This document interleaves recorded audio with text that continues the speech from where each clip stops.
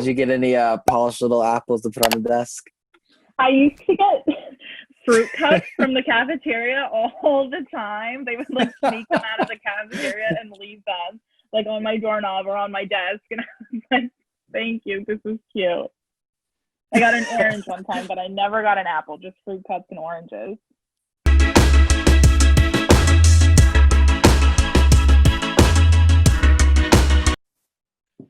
What's good? This is Out on the Limb, and today's episode is really cool. Like, I'm really interested in this. I have Maggie Malone here and Aungst. They're both teachers, and they are specifically with special education. And so I felt like this would be a cool episode to learn for me personally, and hopefully educate people who are watching this. I'm sure it's millions of people, so yeah, a lot of people are gonna be listening to this. But yeah, so.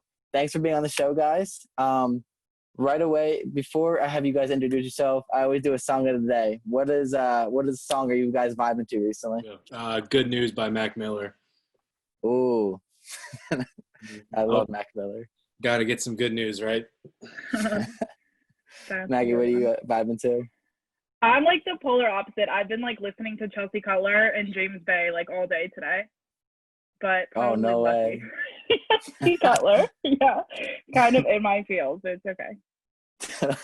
I've been jamming out to Spice Girl by Eminem, or however you say his name. I think that's how you say it, Eminem. But yeah. So Maggie, Cam already introduced himself to the show a couple of times. I just wanted you to kind of introduce yourself. Like, who's Maggie? I am a K through third special education teacher. I do learning support, literacy. Yeah, I just graduated in December and I started teaching in January, but I've been working with adults with disabilities for this summer will be my 5th summer working at a day program. So I kind of went from like adults from 20 to 80-year-olds to kindergartners. And yeah, so it's been fun. So the transition was probably major. Yeah, it's funny because like when at school I work with kids, and but then like when I work at the day program stuff I work with adults and stuff, so it was like 2 different worlds, but I like it so far. So it's been fun. That's awesome. How is quarantine going for you both? I know Cam kind of said it, but you can say it again, Cam. How's quarantine going for both of you? Well, I've just been trying to keep active. I just started about a week and a half ago doing workouts almost every day with my mom. She's a part of a gym that posts workout, like home workouts every day. So I'm really lucky to have that. And then other than that, I've just been hanging out, playing video games and eating all the time. That's exactly what I do. Maggie, what are you up to? Yeah, I've just been trying to like figure out how to teach online. So that's been fun. But I've literally been so bored. I'm going crazy. I don't know what to do. I miss Philly. Yeah. Are you guys going out for walks at all? Getting some fresh air at least? I literally walk my dog. I feel she like literally gets mad at me now because I walk her like I think every 40 minutes. She's like, okay, and she's older too. And she gets so mad. I'm like, come on, we have to go for like 10 walks today. Because it's the only thing that's keeping me sane. Yeah. It's like fun. So the whole reason why I asked you guys to do this is because there's my development I live in, whenever I leave there's like a house that I always pass, and it's this kid, and he has to be around our age, maybe around 18, 19 possibly, but I've seen him there for years, and I always just see him sitting down at his house or swinging on a swing, mainly the swing a lot, whenever it's nice outside. And I always wave, but like I like feel bad, like it breaks my heart because I was like, I would love the kid, like I would love to like, you know, him hopefully have friends, and I don't know about his life, I honestly don't.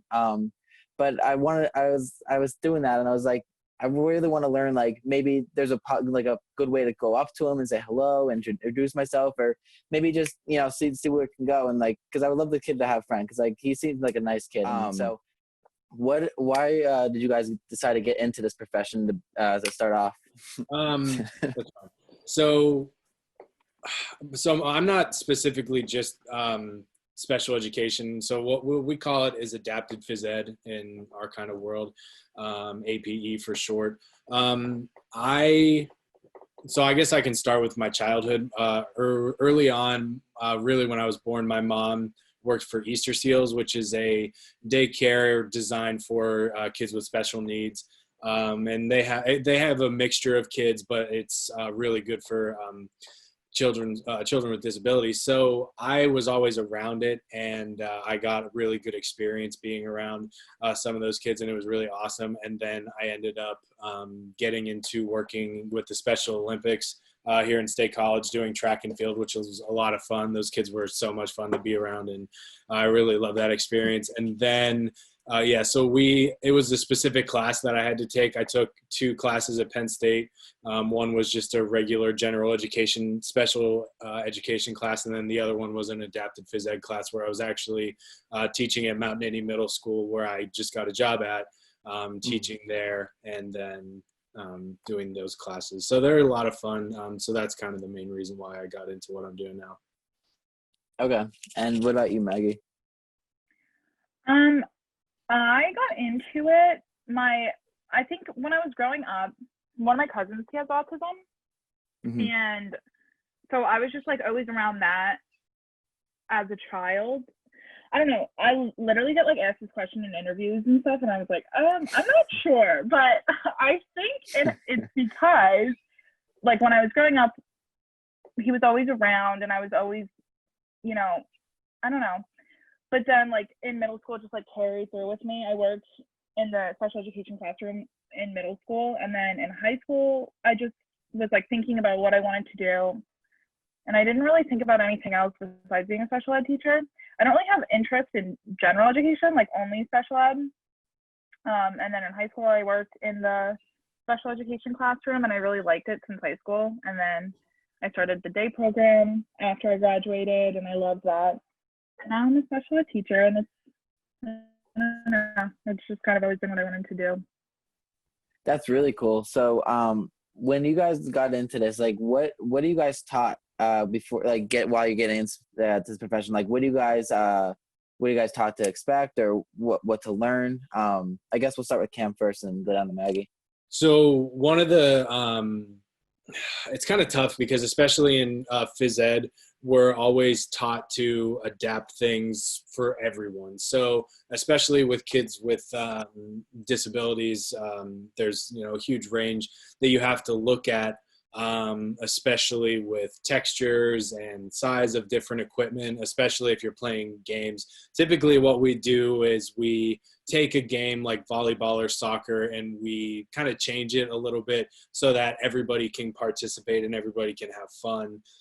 Still teaching skills like kicking, throwing, different skills like that. That's what we were taught. And it's really just making it fun, letting them be active. And the one thing I really like about the program we have at the school I'm teaching at now is we actually have these. So at the end of the day at our middle school, we have this thing called area, and it's an extra period of the day where it's kind of for extracurricular activities. So our adaptive phys ed class goes on during the 2nd and 5th day of the 6-day cycle. And so we have kids that are called area buddies, where they're kids that are just in regular ed. And they come in, they interact with all of the kids with special needs, and then they get to have fun, play games as well. So that's kind of what we're taught. It's mainly just adapting different skills, different games to different needs, and it really depends on your population that you have. So you have to be really careful, especially in phys ed, because if you've got a class of all kids with, say, there's 50% are in wheelchairs or something like that, you have to have the correct equipment to do different things. So you can't just say, here's a ball, go play, do something else. So that's kind of what I was taught specifically for phys ed. Okay. And then Maggie, what about you? So for what I do, like, it's very interesting because like my kids are in general education for 80% of their day, and then they come see me for literacy and then another teacher for math. So basically I will go in and just kind of take what they're working with and figure out a way to make it work for them. So it's just been really learning how to like look at things and like making sure that, you know, it's not a one-way street and there's multiple ways that things can be done through multiple, just because like it seems like someone can't do something, it's not the case. Like you just have to have like patience and work with them and figure out like what's going to work for this specific student. Like every student has different needs, and, you know, just figuring out ways to be able to meet like your 6 different kids' needs for the one thing, because this isn't working. And it's just been like trial and error and figuring it out, and just knowing that not every kid is the same and everybody learns like so differently, but that doesn't make what they're learning, you know, lesser than the other child, or just their education is just as important and valid, stuff like that. So when you both of you, actually, it was funny, Cam, you told me this, and then Maggie told me it right after. Like, what is like the thing you guys are taught? I forget what it was called. Like a person first. Person first. Yeah. So could you guys kind of go in depth a little bit on that? I was kind of more curious on that. Either of you can answer this one. I was taught that in the I think it was SPLED 400 at Penn State. It's just something, it puts the person first. So instead of putting the disability first, you're putting the person first. So if you have a kid that you know that is on the spectrum with the autism spectrum disorder, you know, typically if you're describing them, you put the person first, and then, you know, if you feel it necessary, then you say, you know, this person with autism spectrum disorder. So you're always putting the person first. It's kind of the main concept behind that. Just so, because for a long time, students with disabilities were kind of diminished in saying that their education wasn't really valid, which isn't true. You know, that population was specifically just kind of put down, and so that's what that does. Okay. Maggie, do you want to add anything to that? Yeah, I just think that was like really good. That's how we talk about it and stuff. My school has like, we're trying to hammer that in like person first language, so you're not characterized by your disability and put in that category. Like these students have learning disabilities, so you know learning disability Dave or whatever, like they talk like that, or this student with autism, whatever. So it's really about like the student, and then, you know, the label comes second. So they're not defined by the label, they're defined by who they are, and then they just so happen to have autism, or they just so happen to have a learning disability. So you guys are both kind of like new into like with this stuff. I mean, you guys have had experience over time, but this is like your real first profession type of thing. So like what has working with kids with special needs, like what has that taught you so far in your profession? First, and then go. Yeah, it's definitely taught me patience. I've always been a patient person myself, so it never really was that difficult for me. But the other thing was just how to be creative with how you're teaching. So coming up with games that are fun, especially, you know, for that population, coming up with games that they'll be interested in, or just kind of learning from everyone, and really just how to build relationships with everyone. I mean, you know, like you said, where everyone's unique, no two people are really the same. And so, you know, just being friendly and learning. I've definitely learned a lot, especially when I was doing Special Olympics. That was a lot of fun. But yeah, the patience and how to be more creative with what I'm doing has definitely been one of the things. Yeah, and then I'm gonna go back to the Special Olympics thing, but I want to hear from Maggie first. Like, what has? I think for sure, like the biggest thing has been patience. I really just liked, you know, I've only been working with them for like 2 months with my kids, 3 months. So they've taught me like so much patience in that time, but also just like the fact of kind of like what I talked about earlier, it's just like opening your mind up to so much, like, and seeing like different ways in which like kind of like brains work. Because just because something works for me, it doesn't work for the next kid next to me and the next kid. And just because something doesn't work for me. And I've just like thought about that with like different things in my life, not just with my students, like just because they don't see, you know, how this addition problem works with this specific method.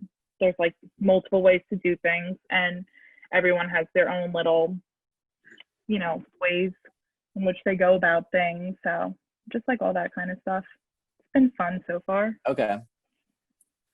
That's cool. So Cam, with the Special Olympics, I guess that was canceled this year, correct?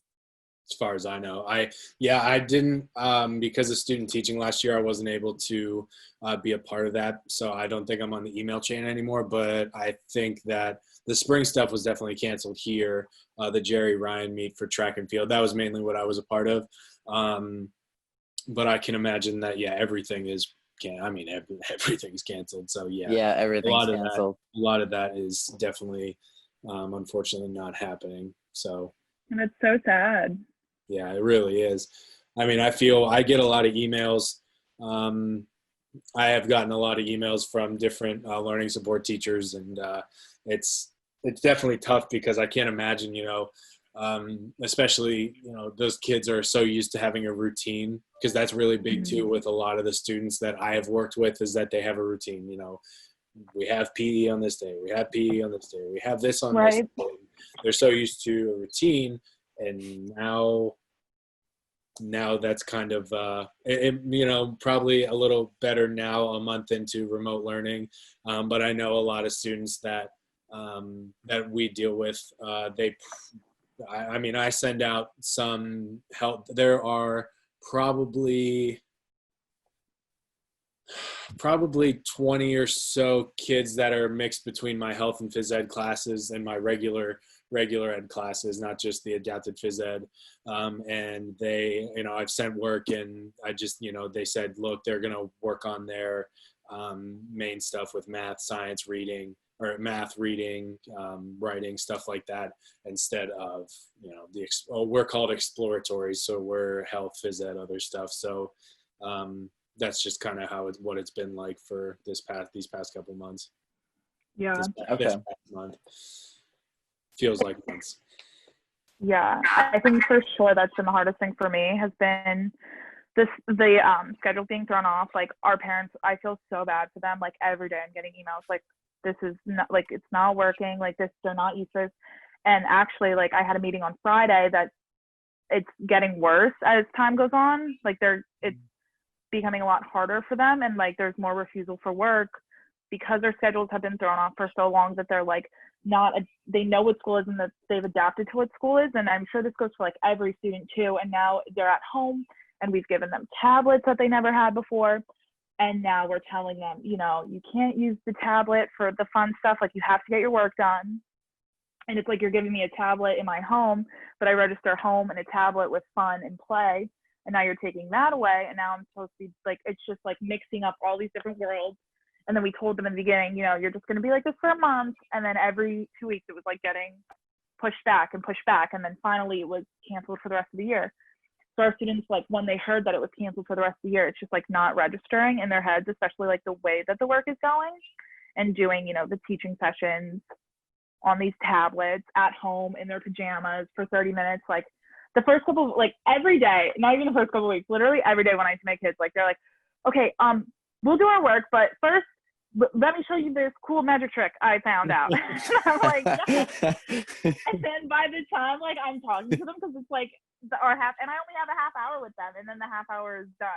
I'm like, I don't know how I'm supposed to teach like this because it's like just too fun, like hanging out with them. And then, like, the other day we were all wearing like masks and stuff, and it's just, I don't know. And then it's been I feel like it's a lot to ask from these kids to be like at home and, try to make it fun. And the first 10 minutes we're told to like talk and stuff like that, but it's not really very interesting. Well, it's hard for them, but I feel like it's also hard for you guys, because like I feel like you guys developed such a connection with these kids, and then all of a sudden, like, now it's just like ripped, and like you have to figure out a new way to teach. So like how do you guys figure out new ways to teach? Like, this has to be creative on your guys' part as well.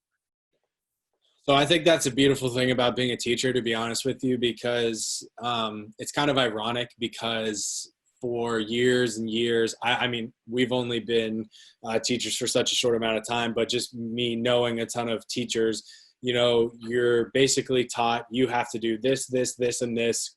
Good luck being creative, because you have to fit you have to fit this into your curriculum, especially for like state testing and for all that stuff. You have to get ready for this so we can get funding for state testing.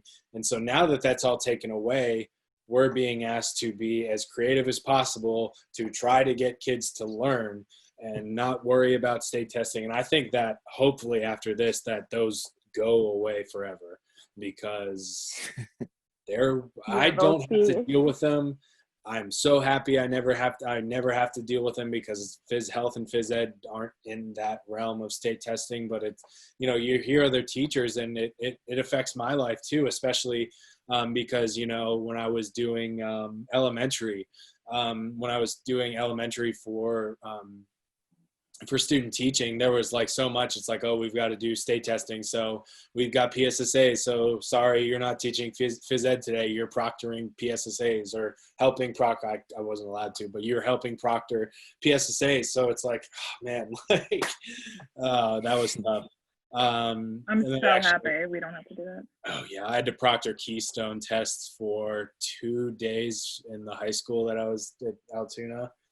Oh man, those 2 days were not fun. Those kids hate that. They hate state testing so much. So yeah, I think that's just the one. Yeah, they sound miserable.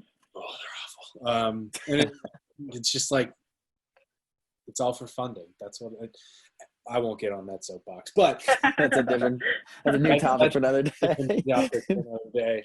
But yeah, I think that it's definitely,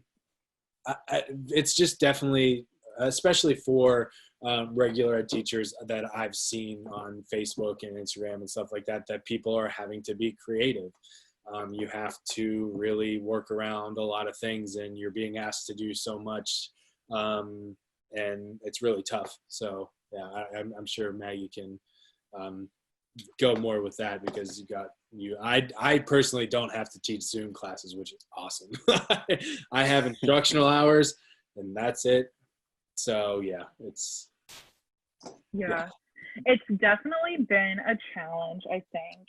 I mean, it's nice because like they're always asking us to do these like crazy things, at least at like my school, so I'm like used to it. But this is like, I don't know, because there's a lot that goes into it. And like I'm on these Zoom calls, and I'm in my classroom, we do a lot of like tactile learning, so it's been really hard. Because normally I have like a ball, or we're like throwing the ball and play, or I have a sandbox and I'm doing things in the sandbox and Play-Doh, like all like building and stuff like that. But now like I can't do any of that, because I don't know, like they don't have sandboxes in their house, I don't think, or maybe I don't know. And like, so I literally will have to be on the Zoom call with them and like look around the room and be like, okay, do you see that pillow? Like go grab a pillow, or go grab something red, and we're gonna spell the word red. Or grab the pillow, and like we're gonna write our sentences on the pillow, because like that's what's been working for them. It's like all the different like sensory needs connecting to the learning. And now it's like I have to try to find a way to bring that into learning through a laptop, and it's just been like very difficult, especially with my like kindergartners and first graders. Third grade has been like a little easier, and second, but for kindergarten, it's been very tough in first grade. So like, would you guys both agree that patience is definitely a key in teaching then? Just all teaching. It's not just special education, it's everything. But yeah, I think that patience is huge. It's not even just with the kids, it's with everybody. Yeah, for sure. It's that's one thing I learned, because when I was student teaching, I kind of got the idea of needing patience with everyone you work with, and not everything's going to go your way, so you just kind of have to do the job you're asked to do and do it the best you can. But when I started to get paid for my job, that's when things changed a little bit, because when I was teaching in Altoona, there were so many things going on, and even for me, I was just a substitute teacher, and there was just so much stuff going on. We had a building project the building renovation going on there at the high school. We had like just so much stuff going on, and it's like, all right, well, it wasn't really affecting me that much, but there was a lot of construction, a lot of noise, a lot of stuff going on. And so yeah, there's just a lot of patience needed, and unfortunately not every teacher has patience. Maggie, what would you say if besides patience, what is something else that you think is a really key thing for a teacher to have? I think like the fact of just like you actually want to be a teacher besides patience, like you're not just there or the paycheck, but you're there to like do your job as a teacher, you know? I think that's really important because you can tell the people who like don't really care if the kids are making progress or doing things like that. They just know how to teach that. So you guys would probably, it's like, I feel like in a way these guys are like your kids then. I mean, like you're like the parents for so many hours in a way. Like, how are you, like, you develop such a connection. So how do they get used to, does anyone get used to, like, do they consider like, you know, like a close best friend then, or? So that's one thing that I learned. So when I was in Altoona, I was just teaching health. I wasn't teaching any phys ed. But when I was, you know, as a classroom teacher, you know, you see these kids. I saw every kid that I had every day. And so, yeah, they get used to you. And you can be friends with them, but you have to be careful about, not like in a weird way careful, but you have to be careful about what you're sharing, about personal life, about different things. You know, you kind of have to separate being a professional versus having personal conversations, because that's a part of it, having some type of personal connection with as many kids as you can and seeing their growth. Yeah, you're right. It's like they're your kid. But for me, it was so odd because, you know, I'm 23, almost 24 years old, and I'm teaching a bunch of 10th graders. And so it was definitely a challenge in the beginning for me to be more of an authority figure at some points, still having fun, you know, still I'm trying to bring the fun into whatever I'm teaching, but being an authority figure, because they look at you and you're like, dude, you're like 20 something. Like, what do you mean? And the kids would always ask me questions about this and that, and I'm just like, nope. I'm not talking to you about anything about myself other than, you know, very, very little things here and there. So yeah, but it is, you know, having a connection is great, because, you know, right now I definitely miss all the kids that I was teaching for half the school year already. So, you know, but it is what it is. As a teacher, you just have to move on.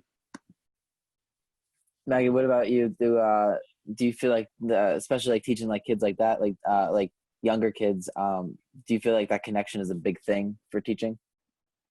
I think it's so funny because since I'm with like kindergarten through third graders, it's like such a huge thing. And I think it's so different too, compared to like, you know, my relationship with like 5-year-olds compared to like what Cam was saying, like high schoolers, because like that is like the first and foremost thing that, especially for me, a couple of my students are emotionally disturbed. So like they won't talk to me or even respond, be able to be in a class with me, until I'm able to like build that connection with them. It's so hard because I did have like such strong connections with my students, with like every teacher is going through, but like some of my students like literally would like by like accident, but it was just like, so I'm like, okay guys, like relax, like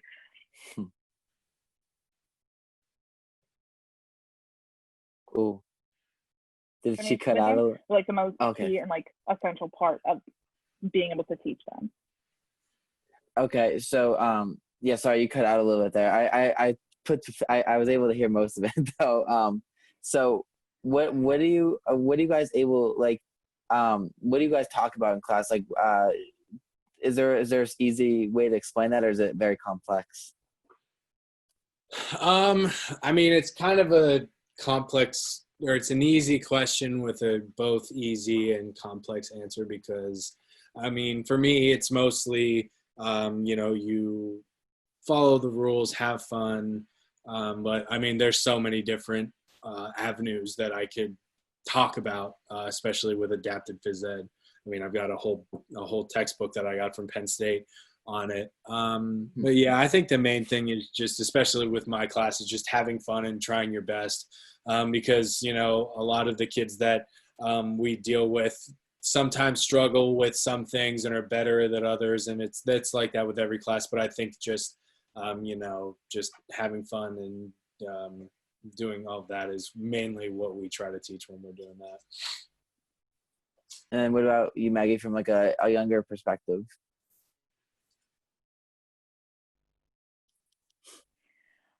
Yeah, so like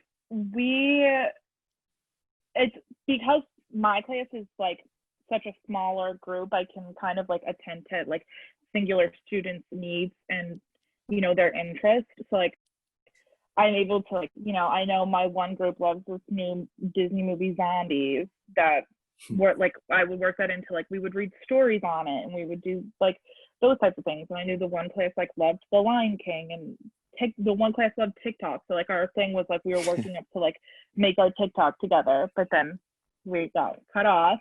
But so I think it's like a lot easier when it's in small groups, because like I could find like my two girls, like we were doing the TikTok dance. My, you know, four boys, we were watching The Lion King and like building a Lion King setting. So I feel like that way it made like easier to like find out their interests and needs, because that was like, you know, my first week I didn't even teach them. We just like literally like talked and hung out kind of, and like I got to know them, and then I was able to teach them, you know, second. But I had to like build that relationship and figure out who each student was and have them build a trust within me to even like do anything else with them or expect anything from them. But what type of teaching style have you found works best for you, and your guys' short beginnings so far as this is a profession? I like student-centered learning a lot for especially what I do, not just in special education, but just in the regular ed stuff that I've done too. So basically, student-centered learning means I give some direction, but the main focus is on not listening to me talking. That's more of like lecture-based learning, which is kind of what, you know, you have in at Penn State or wherever, colleges, or, you know, a lot of teachers decide to do that. But letting them do work, kind of, it's almost like exploratory learning basically, which is what I teach, is an exploratory class. So that's kind of what I do there now. Especially with phys ed, it's very exploratory because they're learning new skills or new motor movements or stuff like that. So I think there's a big range. It kind of depends on what kind of class you're teaching, especially. You kind of have to, like Maggie said, you kind of have to spend the first couple days, you know, maybe week or so, kind of getting a feel for your classes and saying, oh, I can definitely do this, or, oh, you know, I can't do this because of X, Y, and Z. There's so many things that you have to go through that say, you know, okay, I can do this because this class would actually like that a lot.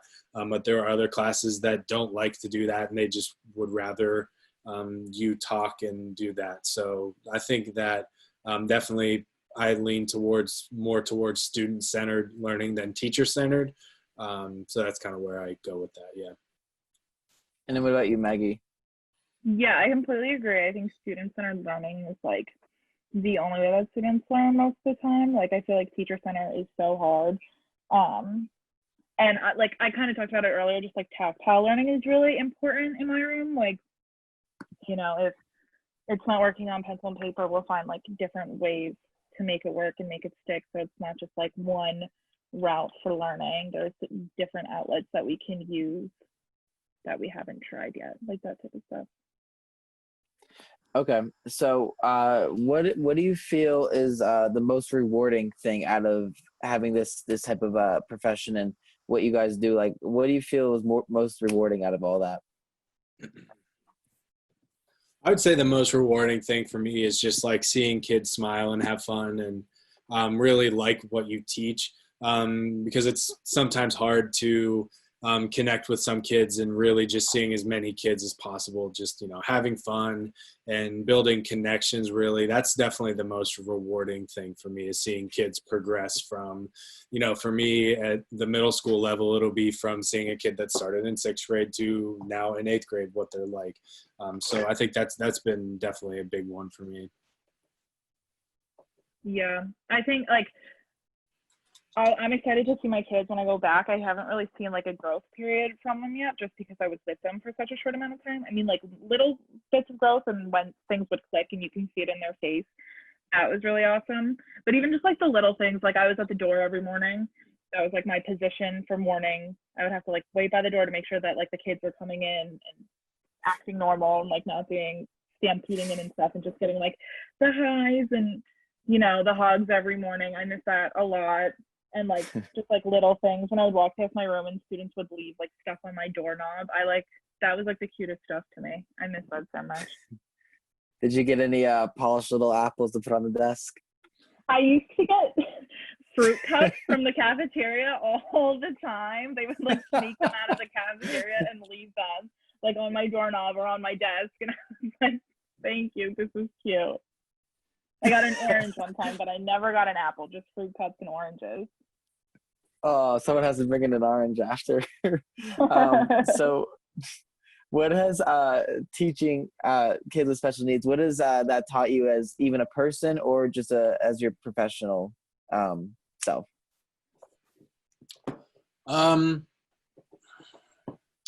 I think it just goes back to being patient with everybody, and especially knowing how to teach different learning styles. So every kid learns differently.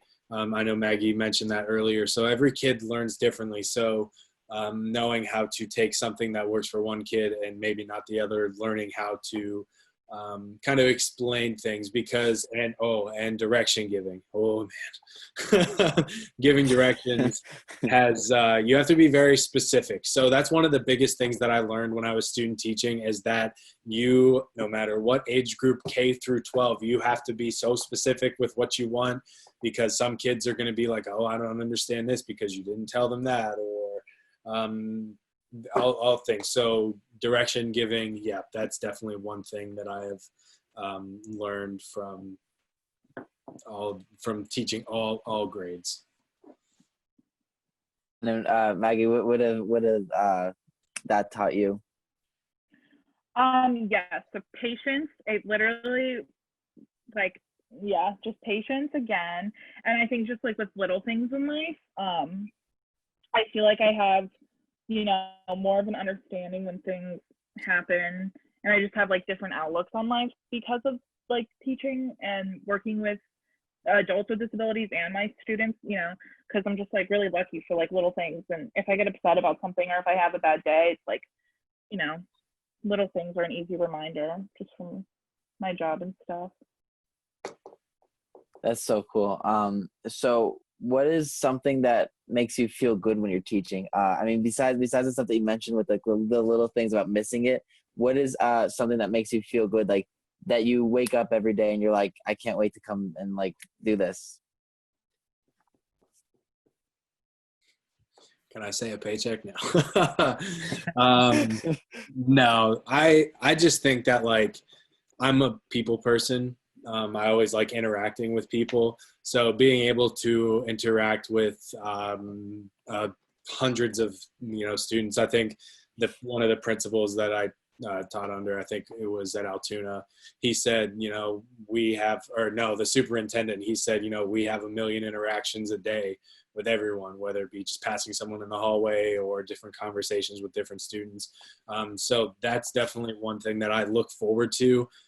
Because when I was teaching at Altoona, I had to get up at 5:30 every day to drive 45 minutes to get to, to be there at 7. So waking up at 5:30 to go to work isn't the easiest thing ever, but it made it a lot easier knowing that I was going to be able to interact with a lot of kids and being able to teach them something, because surprisingly, some of the stuff that I was teaching, especially in a health class, seemed very,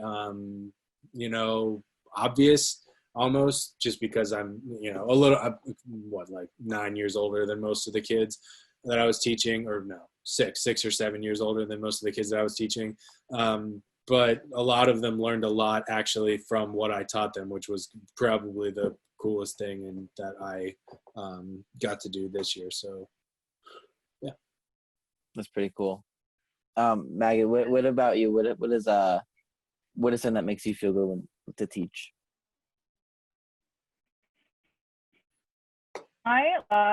So the floor that I teach on, it's like my school is like one floor, we're a really small school, and then the downstairs my kindergarten is on, but most of my students are on the floor that I'm on.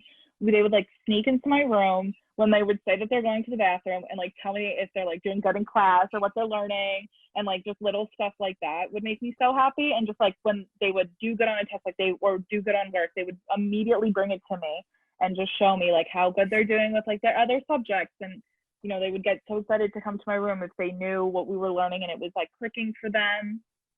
And just different ways how like excited they would get to answer a question, even if they had no idea what I was asking them.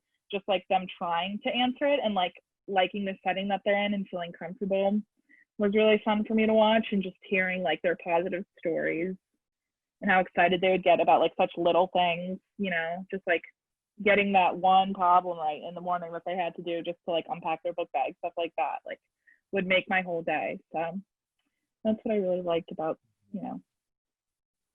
So when I was when I did a month of education in my freshman year of college, I felt like if I was to be a teacher, I feel like one of the most rewarding things would have been just to get that little breakthrough, because I feel like anybody that you meet first in life, like you have to get them to trust you and like get that personal relationship. So I feel like a thing that would have been rewarding for me is like someone to come up to you and like start talking and joking around and ended up putting a smile on their face at the end of the day.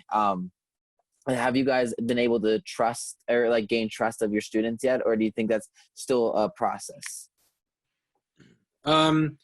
Yeah, you just have to be more personable than you think. Still being a teacher, still being somewhat of an authority figure, but being able to kind of mix between being personable and being a teacher. That's how I gain my trust with the students that I have. I mean, I can't do that really online right now because only half of my about 300, a little maybe 70% of the 300 kids that I have in total have done work. It's just impossible for me to really have any sort of connection online and building that. I've been able to Zoom with some kids in my instructional hours, but it's just not the same. So for me, it's a little tougher to build that. But I'm trying my best. I mean, I talk to every kid that comes in. I always ask them how they're doing and ask them, what they're doing, if they like what I'm giving them, because a lot of what I give them is just exercise videos focusing on fitness.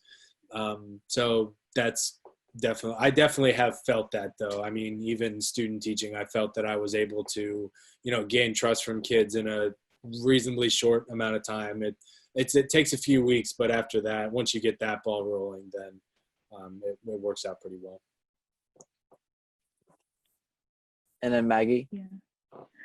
Yes, I think that was like the most important thing for me when I started teaching, and I think that was one of the reasons like that I had success in my classroom, coming in like the middle of the year and just being like a new person for these kids. I think that like taking the time to build their trust and really listening to what they were saying and then like applying it, thinking, all right, I remember that like you loved Simba, so working that like into our conversations and just like remembering that and talking about that every day, and like also bringing up things that like say I tell them that like Simba's my favorite too, like just finding ways to connect with them, I think is really important in building those relationships and making sure that they trust you with different things, and having each other's backs, because it's really important. Maggie, what you mentioned a magic trick earlier. What was the magic trick? I was just curious. It popped in my mind when we were talking about it. It was like we were on Zoom and he was in his living room and he was sitting on his couch, and then he was like, okay, Miss Malone, I'm going to show you my magic trick. You're never going to believe it. and his couch was a futon, and he turned off his camera and made his couch into a bed. And like all I heard was like the click, click, click, and then he turned his camera back on, and he's like laying on the bed with like a pillow and a blanket. He's like, "Look, it's a bed," and I was like, "Oh my goodness, like that was crazy. How did you do that?" Okay, you are. They're little rock stars with his futon. And it was so funny because all you could hear, like you could see that it was futon, like his pillow and like his blanket was on it, and like it's just like the two sides are up, and then all I heard was like click, click, click, and then they went down, and I was like, it was so cute though. I love the personalities. I feel like that's a cool thing. But when you guys, I'm kind of taking a step back. I'm kind of taking a step back from when you guys, for like when you guys first started, like, what was your approach and mindset going into that? Like, it's a whole new like life now. Like, what was your approach getting into that? What do you mean by like what was your mindset? Like, were you mentally preparing yourself, or like were you like, I'm just gonna be myself and just get in there and go do it, get the job done? Yeah, I mean, first teaching, especially. So I really got my first experience in a classroom teaching the fall before I was student teaching. So I try to be myself as much as possible. Sometimes you overthink it, and, you know, especially with people watching you and grading you, you're like, oh man, I have to go off of my lesson plan. Like, I have to be perfect. I have to say this. I have to say that. And then you try to be perfect and you forget what you want to do. That was the biggest challenge for me going into teaching. But now I think what I've learned is that I do better with kind of an outline of what I want to do, not specifically saying, you know, I need to do this, I need to do that. I have goals that I set, or objectives that I want kids to have by the end of each lesson. And so that, yeah, going into it, it's very tough. Because you're right. So your question is, you have to mentally prepare, and absolutely, you know, it's a whole new setting. You know, I was more used to just coaching baseball and coaching Special Olympics and doing other small things. And when I was pre-student teaching, I was teaching 4 of my classmates, because that's how many people we had in my graduating class for health and phys ed at Penn State. So yeah, it's definitely different then than it was now. It's a lot easier to pick up on things that I need to do between then and now. But it's a learning curve that everybody has to go through. When I was doing Special Olympics, I was doing it as volunteer hours that I was required to fill to get into actually being able to student teach. So it's not that I didn't want to do it. You know, I love doing it. I love doing that. I think for me, it was more of the coaching aspect and the other things that, you know, especially with sports and all of that kind of led me to where I am now. Because originally I was going to be an athletic trainer. And at Penn State, it's very hard to get into doing that. So I ended up being like 1 or 2 people away from the cutoff list during that time. So, you know, it kind of made me realize, oh, you know, I am good at teaching. I know I can be a good teacher. So I think having the good program that we have at Penn State really helped me quickly learn how to be, you know, how to do the different things that I needed to do to be a health and phys ed teacher. But it was like tough at first. There was a lot of days in the beginning where I walked away and I was like, I don't think I taught those kids like a single thing today. Like, I don't know. Like, I was like, I don't know if I got anything out of that. And that would like make me really upset that you're gonna have like, and like what you see through videos of other teachers and just the expectations that you set for yourself. Actually, just day by day, taking it, that kind of stuff. Okay, so So I'll go more off of what I did, because I can't really speak to much of, especially with like teaching special ed, but just more teaching wise, just making sure that you got through the objectives that you needed to get through, There's a lot of planning that goes into different lessons and different units. So just making sure that, if you didn't get through this, being able to plan for the next day that you can do this and that. So I tried to get, as much done during my school day as I could, just because I had some extra time. I think I had two 50-minute periods when I was teaching before quarantine off, and then I had a 30-minute lunch. So I had a lot of free time during the day. That was the nice part about teaching secondary, the high school. So just getting as much done as I can during the day so I don't have to take anything home, because taking stuff home at the end of the day is not fun. Sometimes it's necessary. But I think I was pretty fortunate enough that I had enough time to just do everything at school and I didn't have to worry about that. But now quarantine, my days are a lot different. I really only do work between like 2 and 4 o'clock, because that's when the exploratory classes are to do any Zoom or instructional hours. So typically I'll just, make sure that I have things graded from the week before and stuff like that. So it's really different now than it was before. But it's just, it's just to help kids kind of distract them from what's going on, I think is the best thing about this part. It's pretty cool. What about you, Maggie?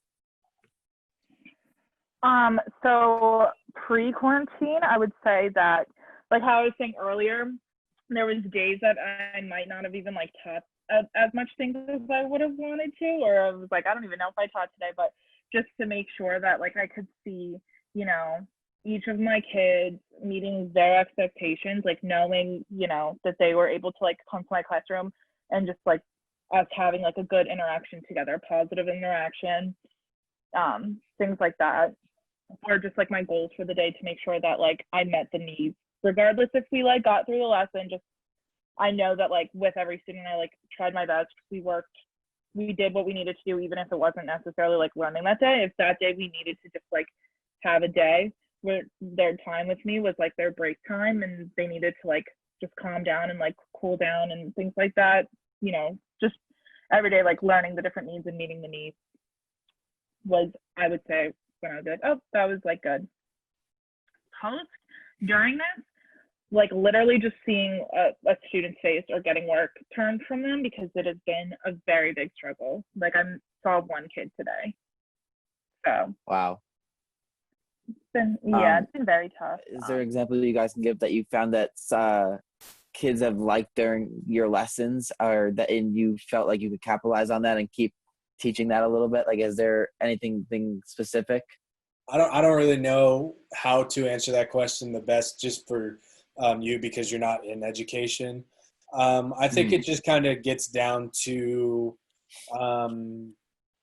finding like the kind of middle ground, so that if you find a middle ground with most kids, and then find the kids that struggle not in the middle ground. For me, I mean, I guess speaking to adapted phys ed, things that work are, games, different themes and stuff, saying, hey, we're going to do, I think one day we did track and field, where we ran different things. I think typically what we do is we try to keep it the same for what we're teaching in our regular ed classes. So if we're teaching a volleyball unit, then we will do volleyball, and we'll do use like balloons or something like that, or really light volleyballs.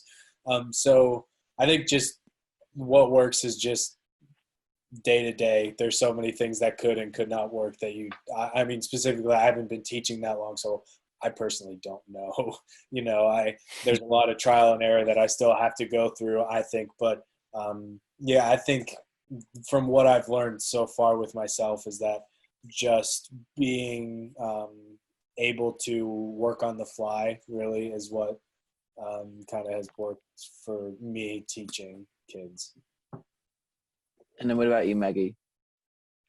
I have just found, like, for what works for me, since I teach in a small group setting and stuff like that, like I just try to make my room as like comforting and like fun as possible. Like I have different lighting in my room.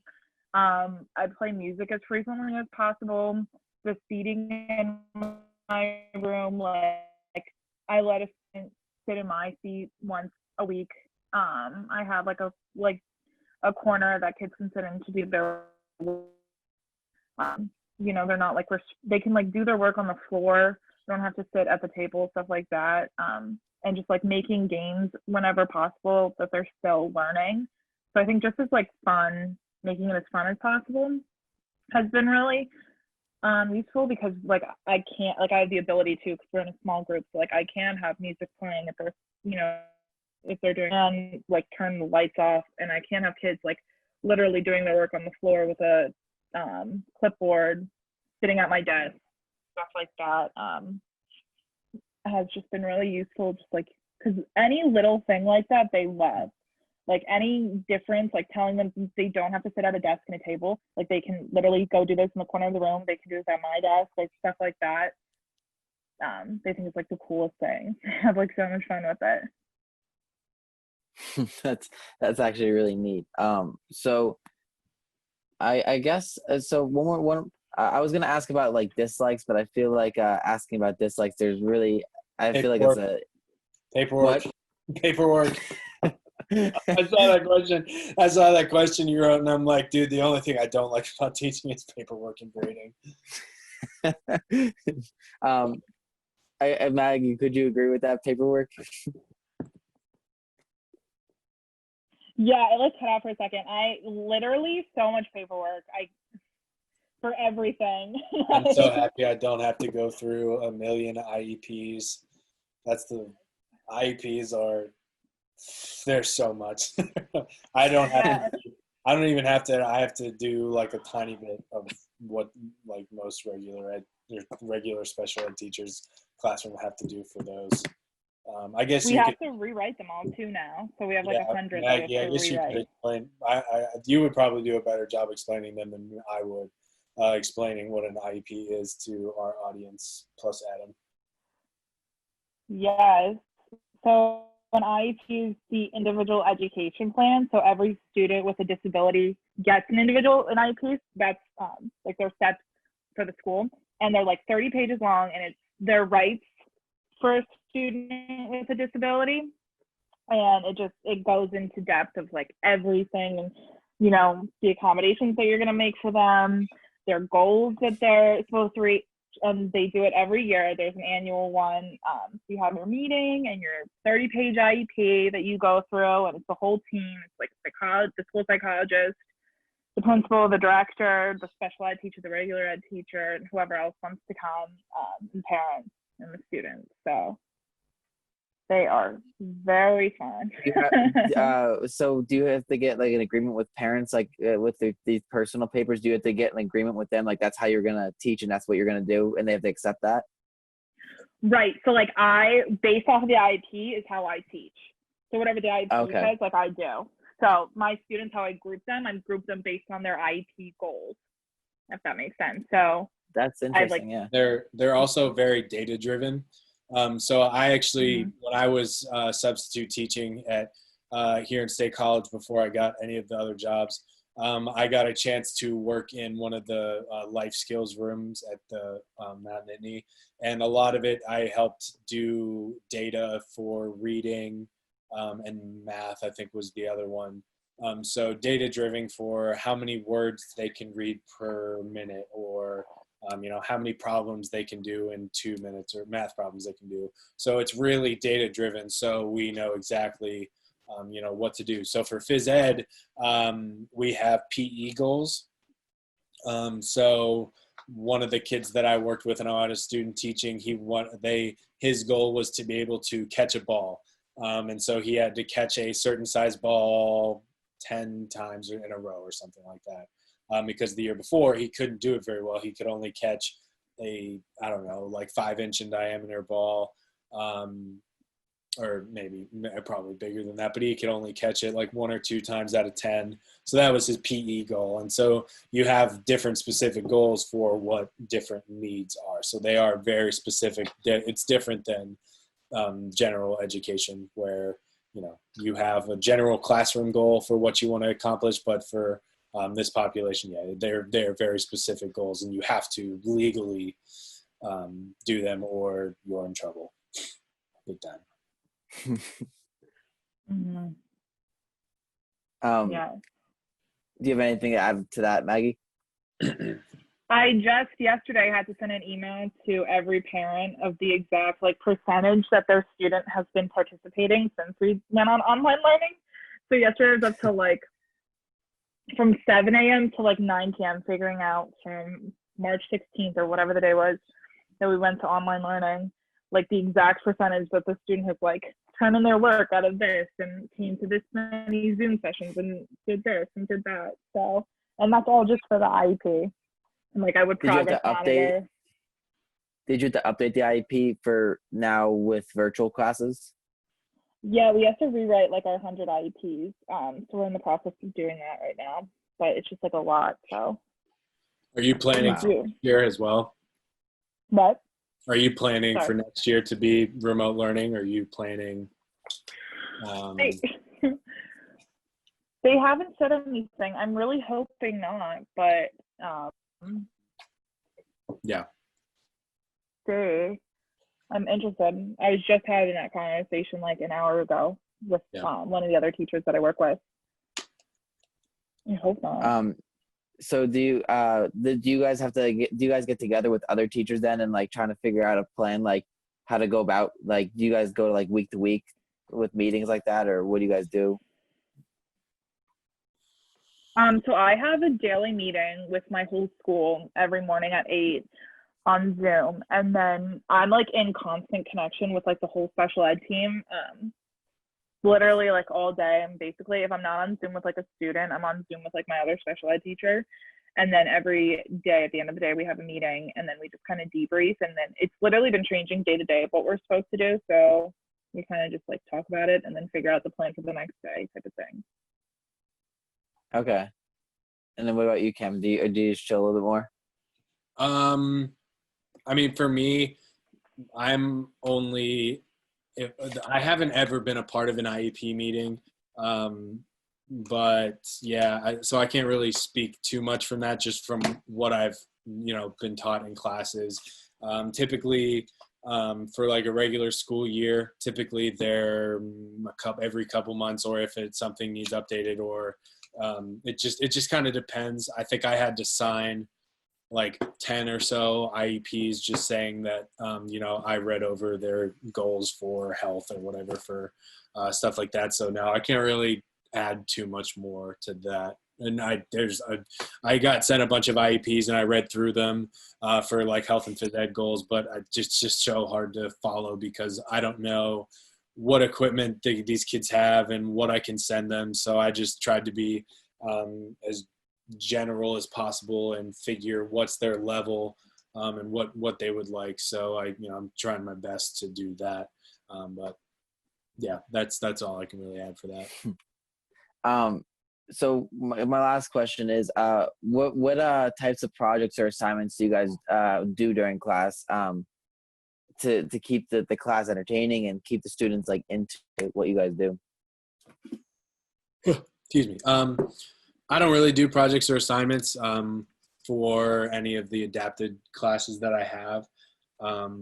We only meet twice a week, and we just play games and do whatever. I mean, that's what phys ed is anyways, teaching motor movements and, being able to have specific skills that are related to movement. So, no, I never really have had to do anything. I mean, I've done projects for my other classes that I teach. But since we're talking mostly about special education, I don't really do anything for that. And then you, Maggie? We, in my class, will go on scavenger hunts once a week for what we were learning. So if we were learning, their words of the week, I'll post them around the school. And because I have small groups, I can take them. Or we'll just do it in my room or a different room, scavenger hunts for letters and words for my different groups.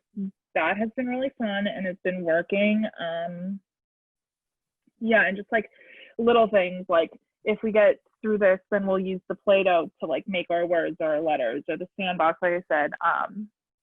We do a lot of dances and songs in my class. Just literally anything that they like and that has been working, we've been like trying to do to make it more fun. What's your top song? Well, so their top song for free time is the Just Dance Candy song. So we'll do like Just Dance on YouTube. They love candy, so that's been a big one. Or Old Town Road. Okay. I literally had to hear that song again. Like that is the only plus side with online learning is they don't have to hear Old Town Road. I should have played that for you guys right now. What am I thinking? So before we go, I thank you for all your time. But before we go, do you guys want to add anything to this conversation? Like, I guess just to put in perspective, like, you know, like everyone, you know, be nice to everyone and show respect type of thing. Do you guys want to add anything? Just being respectful and, you know, the golden rule is treat others how you would want to be treated, right? So, you know, for your case, Adam, you know, if you want to go up and talk to the kid that, you saw swinging on the swing, I mean, go for it. You know, it's, you know, maybe you can make a good friend. If they, you know, don't want to be friends with you, then it'll be obvious. But just, you know, being friendly to everyone, treat everybody with respect, and, you know, everybody's unique, and some of these kids just so happen to have learning disabilities or other things like that. So, yeah. And then you, Maggie? Yeah, for sure. I would agree definitely with all of that, and just the fact that like just because some of these students may have a disability, it definitely doesn't define them, who they are. It doesn't make them like any different or any less than any other person. They just have like a different characteristic about themselves that, you know, it doesn't really affect anybody else except, you know, that person, and it doesn't change who they are, and they're still just as much of a person as anybody else. And that's awesome. And to add to your thing, Cam, he is a Steelers fan because he always ref Steelers. So maybe since I'm an Eagles fan, I will learn to kind of integrate there and go. Oh, really, Adam? I don't believe you. I'll grow up for that one. Maybe just work on liking sports first before you. You're really pushing it for yourself there, Mr. Yeah, I know, but stay on this call right after I do my quick outro here. But we just went out on a limb that you grab a branch and do something different, or just be yourself. Peace.